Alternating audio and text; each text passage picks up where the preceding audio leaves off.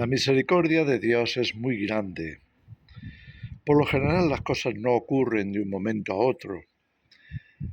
Dios, desde su misericordia, permite que seamos avisados con tiempo suficiente.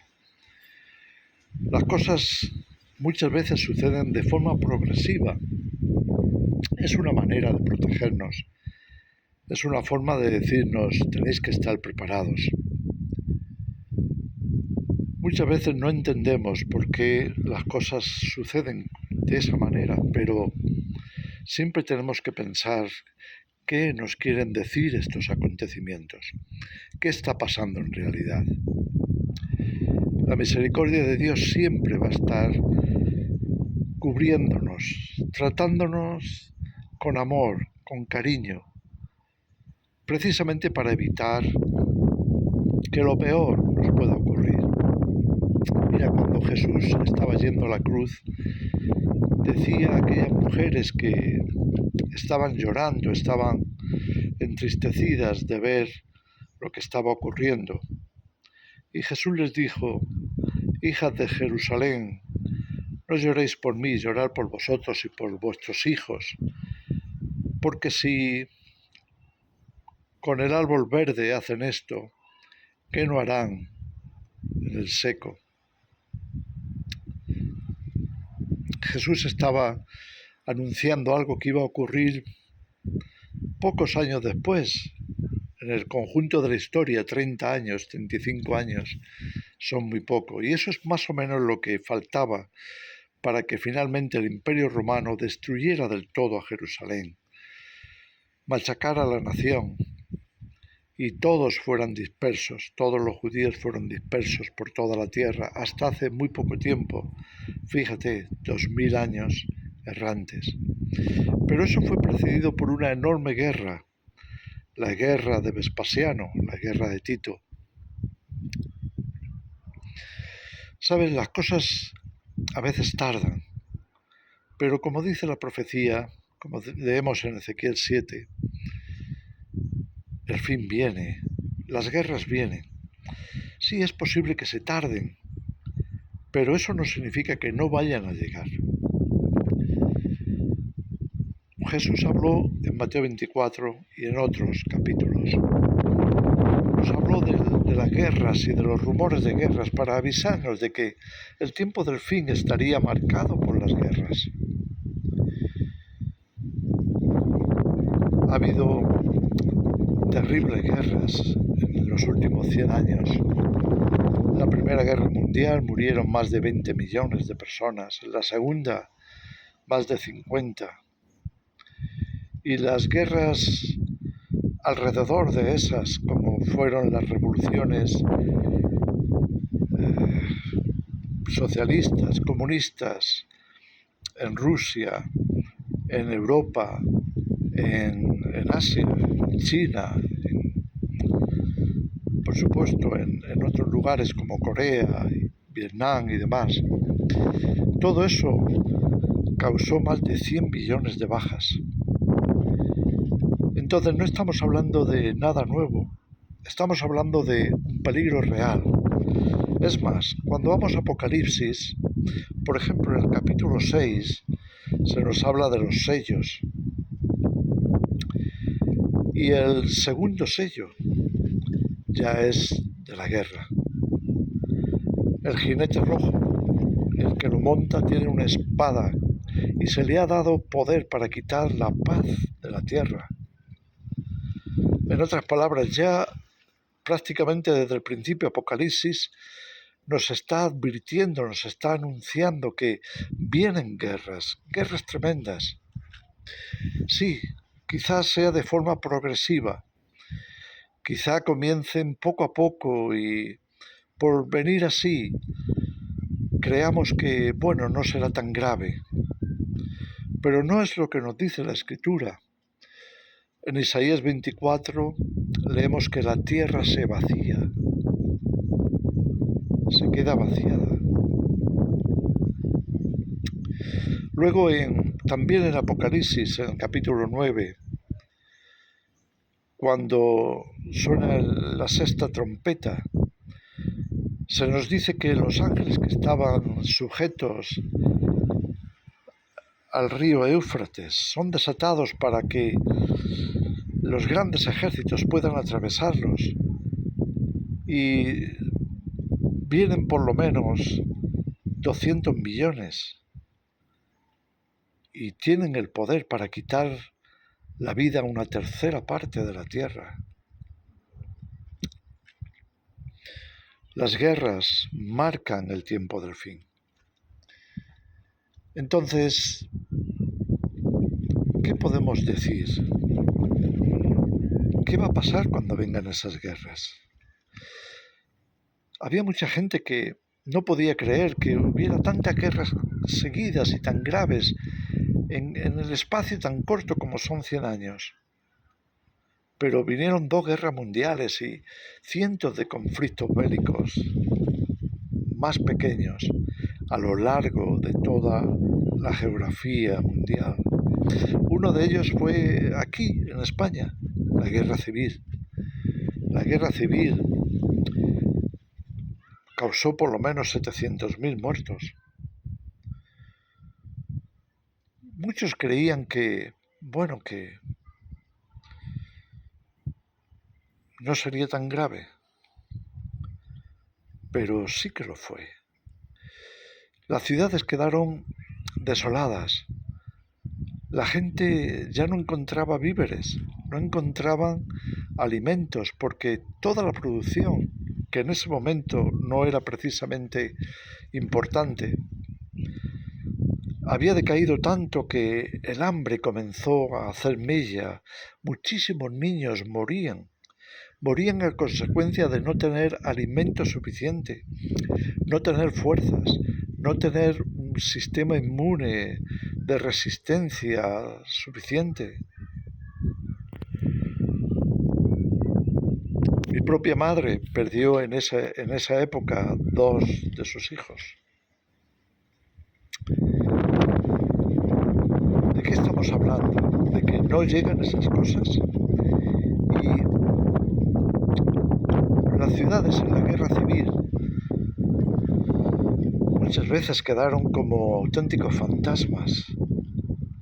Los jóvenes iban al frente, los hombres quedaban muchas veces obligados por la guerra o por la pura supervivencia. Tenían que ir a agregarse al frente o tenían que seguir cultivando los campos para apenas sobrevivir. No estamos hablando de cosas que, eso es de la historia. ¿Qué vamos a hacer en estos tiempos finales cuando venga la guerra? ¿Estamos preparados? Justo aquí, en esta zona donde estoy, que hay ríos, no son muy caudalosos, pero suficiente para regar los campos, que hay fuentes de aguas y que hay muchos campos de cultivo. La gente sobrevivió. La gente sobrevivió porque podía cultivar, porque podía permitirse tener unos pocos animales, pero lo suficientes como para no morir de hambre. ¿Dónde estás viviendo tú? ¿Estás en una ciudad? ¿Estás en los campos? Si llega una guerra, como está ocurriendo en Ucrania, está ocurriendo en la Franja de Gaza, ¿qué vas a hacer en medio de esa guerra? ¿Estás preparado para sobrevivir? Te podrán llevar, eres joven y te podrán llevar al frente. Si eres mayor, tendrás las fuerzas para sacar el producto de la tierra o cultivar animales. ¿Qué vas a hacer? Digo esto porque cuando la palabra de Dios nos avisa, nos advierte acerca de calamidades venideras, que no son solo la guerra, también Jesús habló de terremotos, de maremotos, de enormes catástrofes que sacudirían la tierra, tanto que leemos en Lucas 21, que los hombres desmayarían a causa del bramido del mar y de las olas, que desfallecería el corazón de muchos. ¿Qué vamos a hacer en medio de todas esas crisis y catástrofes? ¿Estamos preparados? Cuando hablamos de preparación muchas veces nos quedamos un poco paralizados diciendo, bueno, ¿qué voy a hacer yo si ahora vivo en la ciudad y no tengo dónde ir y no puedo hacer otra cosa? ¿Seguro que no puedes hacer nada? ¿Seguro que no puedes aprovechar, incluso si estás en la ciudad, seguro que no puedes tener un cultivo urbano?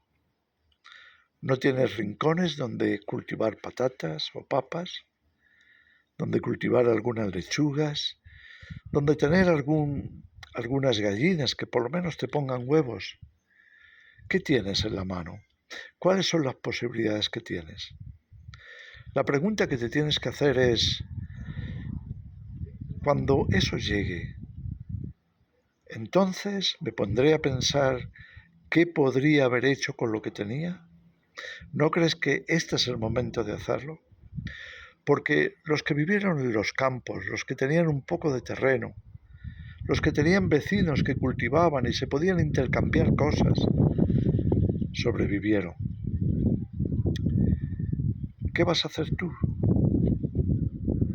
Sabes, Dios puede retrasar mucho las cosas, pero no hasta el punto que no ocurra. Mira, aquí detrás mío, esto es una parra, es una vid. Y parece que no hay nada, ¿lo ves? Parece que fueran solo hojas. Una planta que tiene hojas verdes, lustrosas, y que parece que no está pasando nada más. Sin embargo, si nos adentramos en medio de esas hojas, encontraremos una sorpresa: la cantidad de fruto que hay. Podemos encontrar que ocultas entre las hojas, vamos a ver mucho de esto. Fíjate lo que hay debajo. Fíjate lo que se está ocultando. ¿Sabes? A veces nos parece que solo vemos hojas, que nunca vaya a pasar nada. Pero ¿sabemos lo que hay debajo? ¿Sabemos el fruto que se está desarrollando? En esta sociedad tan terriblemente inmoral, tan apartada de Dios, tan llena de maldad en tantas áreas, ¿no crees que están creciendo debajo de la apariencia racimos, como leemos en Apocalipsis, ahí en Apocalipsis 10, los racimos de la ira de Dios? ¿Qué vamos a hacer? No te cruces de brazos, no te quedes ahí impasible, pensando que, bueno, no hay nada más para hacer. ¿Estás seguro? Piénsalo mejor, ora al respecto, escucha a Dios, porque Dios está siendo misericordioso con todos nosotros, esperando que tengamos en cuenta sus advertencias y veamos salidas. Y si no las vemos, oremos para pedirle a Dios, como hizo Elías, y en medio de la enorme sequía encontró un arroyo y Dios le traía comida. Y cuando se secó, Dios le guió a una viuda y le proveyó de aceite y de harina, y sobrevivieron. Afina tu oído a Dios, déjale que te hable. Entrena tu oído espiritual. No te quedes simplemente dormido, esperando que nada ocurra. Lo que está escrito tiene que pasar. ¿Qué vamos a hacer cuando eso llegue? Que el Señor os bendiga.